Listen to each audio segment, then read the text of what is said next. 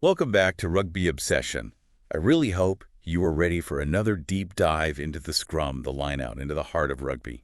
You know, Yeah. if you're as obsessed with this sport as we are, you know what to do. Hit that subscribe button so you don't miss a single episode. Please do. Today we're tackling a question that got English rugby fans buzzing. Could moving Tommy Freeman to center be the key to unlocking even more attacking firepower for England? I think that's a good question to ask. Yeah.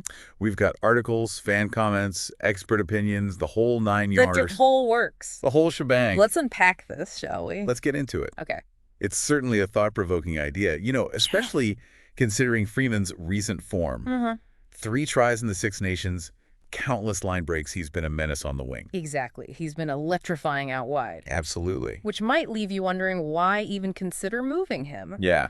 Well, some believe that shifting him to center could take England's attack to a whole new level. Yeah, I think the rationale is that at center, he'd be more involved in the game, getting his hands on the ball more often and having more opportunities to use his pace and power to punch holes in the defense. Right. It's kind of like, think of it as moving your best attacking weapon to a more central, influential position. It's like going from a supporting role to the leading man. Right. Right. Exactly. But before we get carried away, let's ground this in some real-world examples. Okay. Yeah. Have you got anything for us? Well, a good example is Rieko Iwani. Okay. He transitioned from wing to center for New Zealand and blossomed into a world-class player. Uh-huh. It's not a guaranteed formula for success, of course, but it shows that a positional switch can sometimes unlock hidden potential. It's not just hypothetical. There's a precedent. Yeah, exactly. Now, to really get into the nitty-gritty of this, we need to hear from the people who know Tommy Freeman best. Absolutely. Right. Yeah. So who should we turn to? Well, George Hendy Freeman's teammate at Northampton Saints has been quite vocal about this. He believes Freeman has all the tools to excel at center. The size, the strength, the vision, he sees it all. Right. So straight from a teammate's perspective, that's a powerful endorsement. Yeah. And it's not just Hendy. No. Phil Dowson, Northampton's director of rugby, has also hinted at Freeman's versatility, Yeah. suggesting that while he's currently thriving on the wing, a move to center could be in the cards, depending on the team's needs. Yeah, so we've got support from both a teammate and a coach who work with Freeman day in and day out. Yeah. But of course, not everyone is convinced. Right, and that's where it gets really interesting. Absolutely. If you're enjoying this deep dive so far, don't forget to subscribe to Rugby Obsession for more insights like this. Yes, please. Now, one of the main concerns raised by fans is whether England's current tactics would actually allow Freeman to flourish at center. Yeah, they worry that England's reliance on a kicking game might stifle his attacking flair. It's true that England has been leaning heavily on their kicking game recently. Some fans are concerned that if Freeman is moved to center, he might end up chasing kicks instead of making those dynamic runs we've come to expect from him. Yeah, Right. it's a fair point. So how do we address this concern? Well, I think to fully understand this, we need to look at the types of kicks England employs. Okay. They use a tactical box kick to gain territory and put pressure on the opposition's back three. And then there's the more attacking grubber kick designed to create try-scoring opportunities by forcing errors. Uh-huh. Where would Freeman fit into all of this at center? It's a question worth pondering.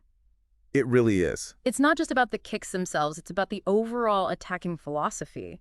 If England are going to move Freeman to center, they might need to adjust their game plan to make the most of his unique skill set. So it's not just a simple plug-and-play situation. No. There are tactical implications that need to be considered. Precisely.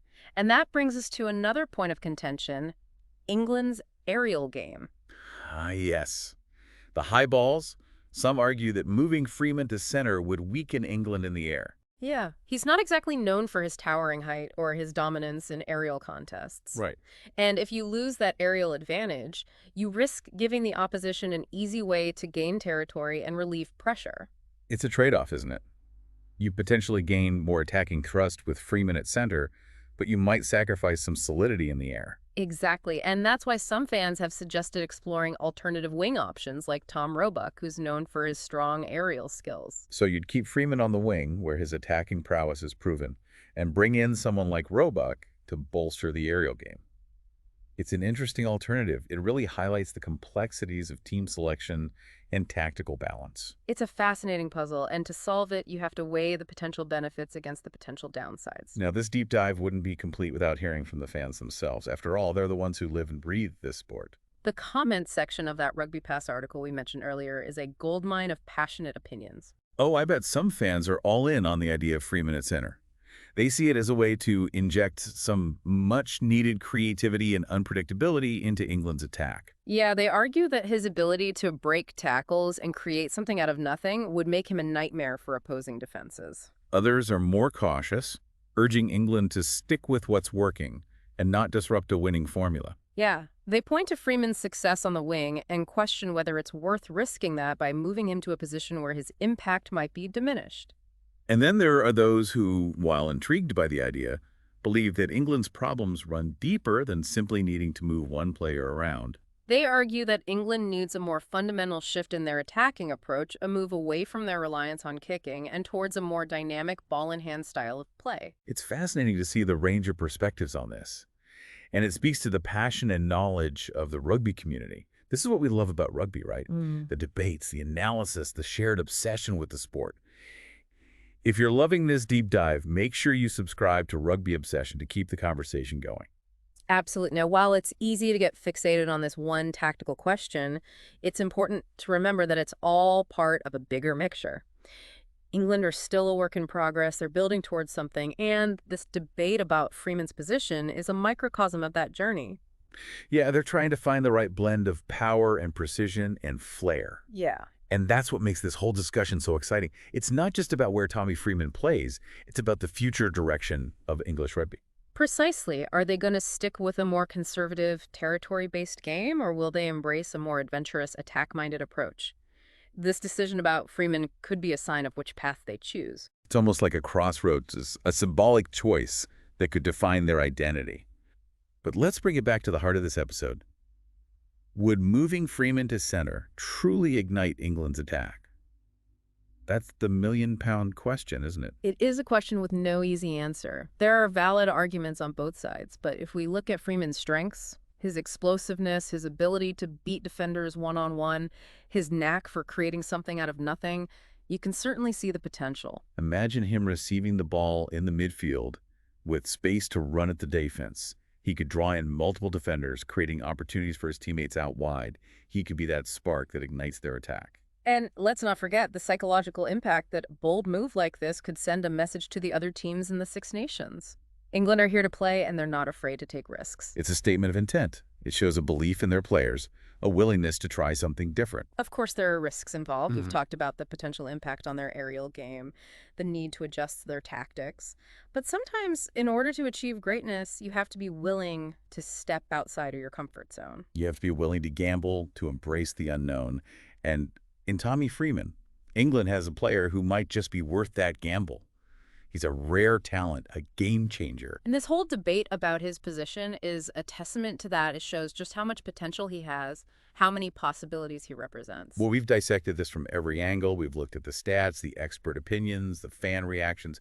But now we want to hear from you. What do you think is moving Tommy Freeman to center the key to unlocking England's attacking potential? Head over to the comments section and let us know your thoughts. We're genuinely curious to hear your perspective. And while you're at it, don't forget to subscribe to Rugby Obsession. For more deep dives into the world of rugby, we've got plenty more fascinating discussions coming your way. We're your one-stop shop for all things rugby, from tactical breakdowns to player profiles to the latest news and analysis. So hit that subscribe button and join the Rugby Obsession community. Thank you for listening to the Rugby Obsession podcast. We look forward to you joining us for our next episode.